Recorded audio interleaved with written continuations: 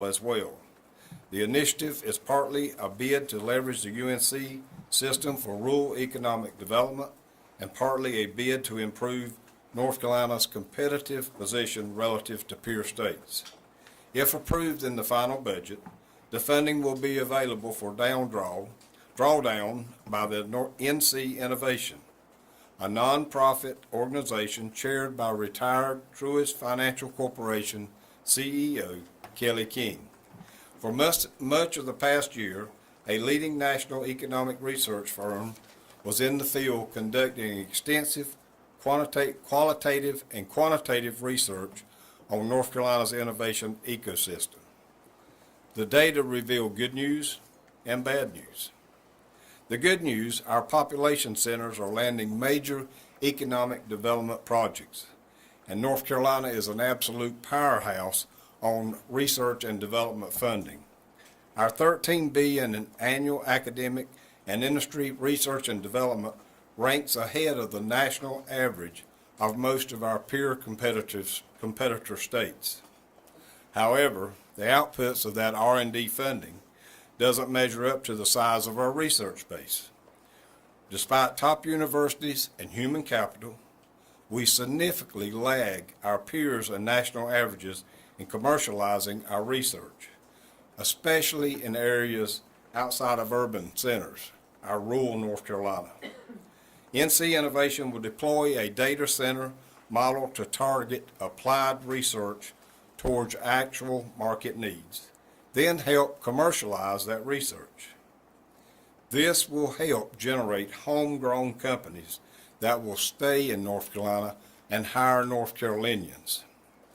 While the major economic development announcements our state has had over the last few years are critical and will create thousands of jobs, NC Innovation will partner with our world-class universities to build an engine to create homegrown industries and jobs of all shapes and sizes in our rural areas for decades to come. In our agriculture budget, we provide almost $19 million for a new agricultural manufacturing and processing initiative to incentivize the development of food processing facilities across the state. The intent of the initiative is that with seed capital funding, more agricultural community manufacturing facilities will be located closer to North Carolina farmers, which in turn will increase the value of the products they grow. We also increased funding for the Department of Agriculture and Consumer Services 12 research stations in both years of the biennium for new equipment and operational support. The budget also includes $20 million for the Streamflow Rehabilitation Assistance Program for ongoing restoration and maintenance of streams in support of flood mitigation efforts. There is also $6 million non-recurring each year, distributed equally to 6 food banks in North Carolina and $100,000 for administrative costs split between those 6. We also allocate additional state match dollars to bring down enhanced federal receipts for water and wastewater projects, grid resiliency, and to address PFAS and other emerging compounds and lead service lines in water systems. We establish policies that will benefit natural gas pipeline developers by prohibiting the Department of Environmental Quality from refusing to accept a permit application or issue a permit on the condition that these developers must first receive another environmental permit, except when required by state or federal law. Additionally, we cut red tape by reducing processing times for air permits issued by DEQ and expand the scope of construction activities that may take place prior to businesses obtaining an air permit. In working with DEQ to reduce bureaucracy for the regulated community, the Senate budget fulfills DEQ's request to increase permitting application fees and other annual fees that haven't been raised in decades. And now I ask Senator Hines to come up and talk about some of our Health and Human Services budget items. Thank you. Thank you, Senator Jackson. With health care costs consistently rising faster than inflation, the Senate budget gives the state treasurer more cost control levers to achieve savings for the state health plan, such as reimbursing lower-priced premiums for state employees and their dependents who opt to purchase health coverage outside of the state health plan. This will be effective January 1st, 2024. The budget also establishes a savings target for the state health plan of $125 million in 2026. To achieve these savings, urban hospital licensure is contingent upon meeting the requirement in the future for the benefit of state health plan policyholders. After this budget becomes law, Medicaid expansion will go live. The federal sign-on bonus for expanding Medicaid results in an additional $1.6 billion of non-recurring influx of general fund dollars, based on 5% of Medicaid costs. The Senate budget prioritized these non-recurring funds by focusing on transformational behavioral health infrastructure needs and addressing the healthcare workforce shortage. We also look forward to our UNC system schools to address these shortages. We included $20 million for UNC Pembroke's new healthcare-oriented programs, $16 million to support healthcare degree programs at ECU, including expanding the Brody School of Medicine class size, increasing the number of nursing degrees at the College of Nursing, doubling the size of physician assistance program, and growing the service clinic under the health psychology doctoral program. Additional nursing facilities at community colleges and the UNC system will receive a minimum 10% for salary increases. As part of the Medicaid expansion bill, we started slowly chipping away at our Certificate of Needs laws. This budget unequivocally takes a sledgehammer to those archaic and unnecessary Certificate of Need laws that remain on the book. These common sense changes will build on the CON reforms we included in the Medicaid expansion package and drive down costs and increase availability for patients. In that package, CON was repealed for ambulatory surgical centers, MRI machines in counties population of more than 125,000 to protect rural hospitals in smaller counties. We take this a step further in the budget and remove the unnecessary CON barriers and allow ambulatory surgical centers and facilities with MRI machines to serve in all counties that do not have a hospital. We also repealed the CON requirements for mobile MRI machines, linear accelerators, physician office-based vascular access, and kidney disease treatment centers. Additionally, the package allows single specialty ASCs to change to multi-specialty without having to go through the CON process. There is also a new CON exemption for relocating with an existing health service or facility within the same county. It's way past time to do away with Certificate of Needs laws, and this budget takes significant steps towards that. Beyond that, we include $15 million in each year of the biennium for free and charitable clinics to provide care to low-income families and individuals across the state. To open 350 additional innovative waiver slots, we allocate an additional $10 million in each year of the biennium for individuals with intellectual and developmental disabilities. Coupled with that is $60 million in each year to increase the wages of direct care workers who provide services to individuals on the state's innovation waivers. There are $50 million in each year of the biennium to permanently retain at least half of the COVID-19 add-on amount in the Medicaid reimbursement rate for skilled nursing facilities. And we include $110 million to increase behavioral health provider rates on a recurring basis. And Senator Lee, it's now your turn. Thank you, Senator Heiss, saving the best for last. As many of y'all know, the education budget makes up over 50% of our appropriations, and in nearly every budget, since Republicans have earned the majority, we've increased funding for education in a very methodical way. As many of you know, school choice has been a core priority for the Republican General Assembly, as many of you know from a press conference we had not too long ago with Opportunity Scholarships and Senate Bill 406 that creates this sliding scale of availability for scholarships for students to attend private schools. That's something you're going to see in this budget as well. The budget creates a new school health personnel allotment. As many of you know, we had something called instructional support. We ended up pulling out the school psychologists in the last biennium, and now we're moving nurses, counselors, and social workers, and then adding on top of that another $10 million of recurring, which hopefully will generate over 120 more nurses, counselors, and social workers.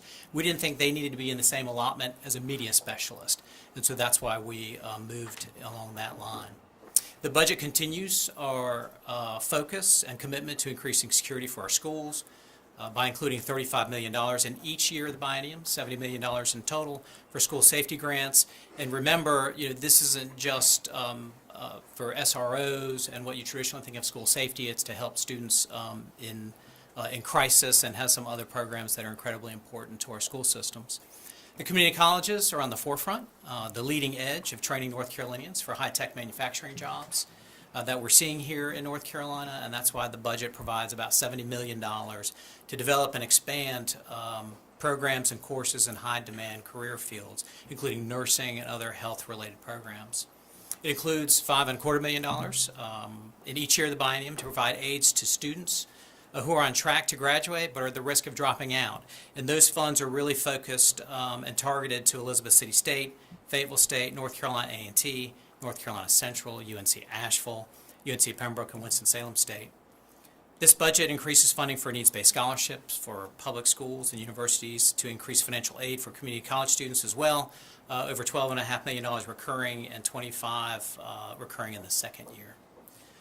As someone who's from the Cape Fear region, Wilmington, North Carolina, and someone who's worked on the Water Safety Act since I think 2017 or 18, we've included the Water Safety Act of 2023, which was in a bill that I introduced, to provide significant funding for research, discovering new mitigation tools, and to help the North Carolina Collaboratory continue its partnership by issuing grants to some of our research institutions to address PFAS and other emerging compounds.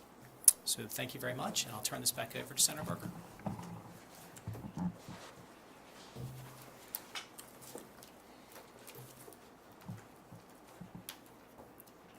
And if I can find my place, well, even if I can't, I want to thank our appropriations chairs. There's so much more included in the budget. It's very difficult for us to give you every detail, but it will be in committee tomorrow. It will be online at 4 o'clock today, and votes are expected on this Wednesday and Thursday. Another scheduling matter, so that we are giving notice, maybe as I speak, to the Democrats that we will have Senate Bill 20 on the calendar tomorrow for the override vote. And with that, we will be happy to take your questions. You mentioned the acceleration of the personal income rate cut. Is there any other tax cuts in this budget? There are some targeted things dealing with. I think we extended the airline fuel exemption for large airplanes. We also have a reduction or an elimination of the sales tax on certain parts that are used in the repair of airplanes. I think those are the highlights as far as the tax reductions are concerned. Quick on the veto override vote, what time are you doing that tomorrow? At 3? I think our calendar will come out, and we are scheduled to start at 4 o'clock. On the NC Innovation money, did I hear correctly that was $1.4 billion? 1.4. I think it may be 1.425 billion. Is that the full vote of what that outfit was recommending? In consultation with members and doing some checking, I think what they were asking for was $250 million a year for, was it 10 years? And our thinking was that it was better to go ahead and endow that as opposed to an annual appropriation. Travis? Much lower across-the-board raises for state employees and teachers than the House and the governor, of course. Can you just speak to the logic there? And also, I'd like to make sure I heard right. You said 4.5% and 5%, and then for first-year teachers, they go from 37 to 39, and from 39 to 41 over the 2-year cycle. Just assuming all those numbers are correct, you can speak to why so much lower. So we also have included the labor market adjustment reserve, and that will enable the agencies and the community colleges to look at areas where they have particular shortages and provide additional pay raises there. There was one other piece on Yes, about the state employees. yeah. Well, also in the community colleges, there's a significant amount to provide raises for instructors in certain health fields. And do you know how much is in the labor adjustment total? I'm not sure. How much? 96 million. $96 million. So it gets soaked up pretty fast, I would think. In a targeted fashion, it should address some of the issues that are out there. It's double what we had last year. Sure. That will not help teachers, right? That is not on the education side, no. Why not more for teachers then? Well, there's a significant raise overall for beginning teachers. We keep hearing that there's a real problem as far as getting folks into the teaching profession. So by raising the beginning pay from 37 to 39 and then to 41, plus the additional money that in many counties is a $5,000 state-sponsored supplement for teachers. The effective beginning pay raise for teachers in North Carolina is more than $46,000 in the second year of the biennium. What about retention then for teachers? I mean, it's raises for starting, but those that have been around for a while, and the same with state employees since their turnover rate is pretty high. Yeah, so we have the step increases that the teachers will receive. We also have the raise that is across the board. There's also a fund for the advanced teaching roles that program is being expanded, which will provide for lead teachers $10,000 a year, and for participating teachers, I think it's $3,000 a year. Can you talk a little bit more about the certificate of need changes? So you're talking about taking away limitations on MRIs. Can you expand a little bit on that? So currently, where the limitation was counties under 125,000. If you were over that, you were not under CON. This would change it so that counties under 125,000 that do not have a hospital located in that county could also expand those services. And then the other question, something about this, a lot coming at us, state health plan savings. Talk a little bit more about that and how that's supposed to be accomplished. This would be a matter of contracting. This is different and exclusive from the savings promised for the change of provider who recently bid for that. This would be in addition to that and would allow the state treasurer to enter into those contracts and would tie the licensure of urban hospitals to make sure that the treasurer achieves his savings of $125 million in those contracts. So is that sort of compelling them to be more transparent with their costs? Like how does that happen? So I think that's a large part of the process the treasurer is going through and asking for. This is a specific tie to the amount of cost to the state and the state health plan. That's what comes. Yeah, I have questions about that too. So are you saying that if in the next round of state health plan negotiations, we don't save $125 million, some number of hospitals are going to have their licenses pulled by the state? I'm saying that they would have to meet that amount of savings to the state in order to continue for their license. This is separate from the round of negotiations with a new provider. So is that the clear pricing project that the treasurer's been working on? That is tied to the clear Okay. pricing project. I guess I just don't understand. It's $125 million spread over the entire state, which is X number of hospital systems. Is there an individual target for each hospital system where they lose their license if they don't hit it? The target is the savings overall for any of those So hospitals. does every hospital in the state get unlicensed if, It is limited to urban hospitals. I do not understand how this works at all. Yeah, I understand. We'll follow up. Well, I think it's really, really important. I don't disagree. Yeah. Okay, This would come in. If you have a different question, this was saying if there is not 125 savings, it would bar the relicensure of urban hospitals. All of every them. urban hospital in the state. Yes, And Is that- over what timetable? over their licensing time today. Okay, and can a hospital operate in this state if it is not licensed? No. So you would shut down hospitals if certain savings are not met on the state health plan? The put here is that the state health plan would save $125 million. Or urban hospitals in the state shut down? The state health plan will save $125 million. And what and what qualifies Compared to as, the alternative. what qualifies as urban hospitals? And you have like the large cities, Wilmington, I believe Greensboro. in a county over 225, if I'm not mistaken, is the number that's on there, but I'll get the specific number to where, that's the number that sticks in my head, is population of 225. There's currently, obviously, some things in the budget that the governor's not gonna have heartburn about the school choice expansion and, not having the types of raises that he had hoped for. What other provisions do you want us to tell us about where he's gonna have some heartburn? And, like, for instance, the SBI, will the SBI be, moved out of crime control and public safety? I gave up a long time ago trying to read the governor's mind. He'll see the budget. I'm sure we'll hear from him. What about the SBI? Yeah, what about SBI? I don't think, it's not in there. Yeah. So, unlike the House. All right. Greenhouse gas emissions provision in there as well?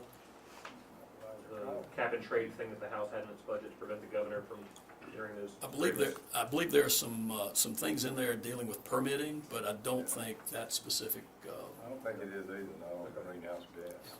On the transfer side, there was. let's try to raise hands and that sort of thing, because some folks are waiting and, okay, I'll go to you and back there. The House proposed $300 million for airport, small airport capital. I haven't been able to get to the bottom of how that got in their version of the bill. I'm wondering if there's anything similar on the Senate side, and if so, why, or if not, why not? I don't think there's that sort of an earmark in the Senate budget, Senate version of the budget. Is there anything in there as far as stabilizing the childcare industry or childcare access when it comes to attracting different businesses to the state? So I think the rate increases that we have for early childhood are in here that are dealing with that. And we have directed the federal funds that we still have that were previously used for salary enhancements to continue to be used for that purpose. Does the bill have anything to do with the sports gambling bill that passed in the House and/or casinos or video lottery terminals? There are no gaming provisions in the bill. I just want to get back to what Dawn and Travis were asking regarding the state employees.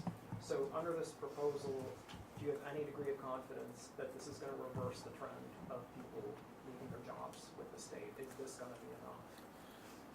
So y'all have heard me say multiple times that there's a labor shortage across the economy, not just in state government.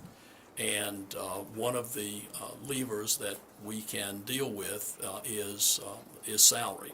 And we believe that because of the labor market adjustment reserves and the raises that are in here, we will utilize that lever, hopefully to great effect, but time will tell.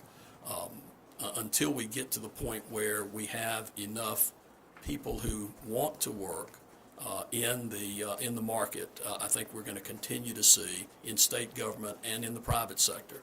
One of the last things that we want to do is create a situation where state government raises pay so much that it exacerbates the larger economy as far as availability of workers. CON law reform was a sticking point last year with Medicaid expansion, and then didn't happen. So it happened this year with some of that adjusted, but now that it's rolled into the budget, it sounds like could that be another point of controversy with the House that slows down Medicaid expansions actually coming to fruition? I suspect there'll be a number of things in this version of the budget that will create conflict with what the House did. And we'll work that out. We intend to pass our version of the budget this week. That'll set up conference, because I'm pretty sure that the House will not concur in the changes that we make. So even if it takes us 3 weeks in conference, that's still the middle of June getting it done. So I think we're on track to get the budget done before the end of the fiscal year. Can I follow that Sure. quickly? So last year's Medicaid, both chambers were pretty firm in what they wanted, and we didn't quite see compromise there. Could the same thing happen, where whatever's in the Senate budget on CON law, you want it to stay the way it is? I don't anticipate us reaching a stalemate with the House. We'll see what happens, but I don't anticipate that. Last week, there was a fiscal note posted showing that there is anticipated loss of state funding to traditional public schools with the opportunity scholarship vouchers. I was wondering if there's anything in the budget to address that with a particular impact in rural counties. So if I'm recalling the study that you mentioned, is something about $200 million, just remember, for every child that opts for an opportunity scholarship and goes to a private school, that child is not a child being educated in the public schools. And it makes no sense to me to provide money to the traditional public schools for children that they are no longer educating. If you or Senator Lee can talk more about what Senator Lee, you were saying about moving allotments mean you can hire more school nurses and counselors.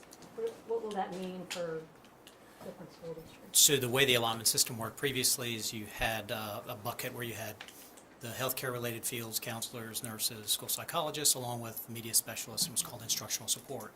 We moved the school psychologists out in the last budget cycle and assigned designated funding, and so now we're moving some of the other counseling, healthcare-related folks into that allotment as well, and then we're adding funding to it, and that will enable us to make sure that we're having the ability to fund more across the state. What will that look like numbers-wise? Does that mean like every school is going to get a nurse, or how does that go? So it's going to be based on the allotment system. I think we're going to have over 120 additional spots within that particular allotment. The problem in the past is if it was an instructional support allotment and you poured more money into it, there were things other than school nurses, psychologists, and things like that. So we segregated it out. So as we made those investments, we would know that we would have what we were shooting for with those investments. Final question. On the tax cuts, Senator Berger, you and some other finance chairs had a bill last month that had made the 2.49% effective in 27. This is in 2030.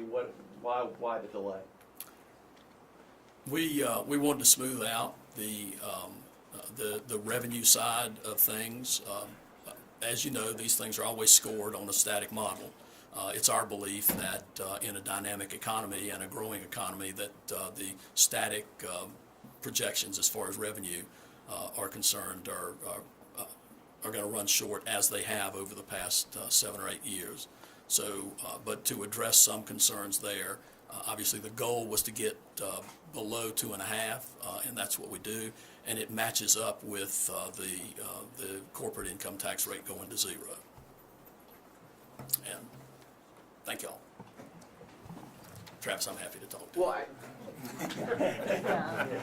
Nobody else does, but I mean, I'm happy. And Senator Jackson described some stuff on natural gas and air permitting that sounded really important, but I think what's in my mind right now is y'all accused the governor a few years back of trying, forcing Duke Energy to put money into a slush fund to the Atlantic Coast Pipeline over that permit.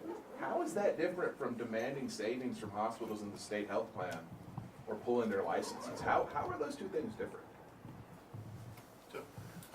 The intended provision, and as it will work, will reduce the cost of to the state health plan of $125 million. From the information from the treasurer and his plans were going, those costs are growing out of control. for this state and far exceeding anything we're seeing in inflation or others. This says we will reduce those by $125 million, a small portion of the expenses of the state health plan, and it puts in provisions that guarantee that that will occur. And Travis, remember, we recently passed the HASP provision, which infuses how many $1 billion into the hospital systems of the state? Well,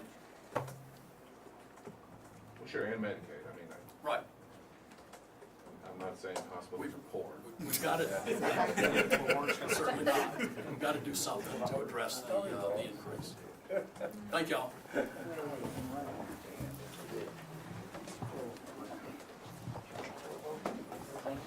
We'll have a press release on that. Senator Lippman, just want to make clear, so it's on the homepage or? Students are showing how the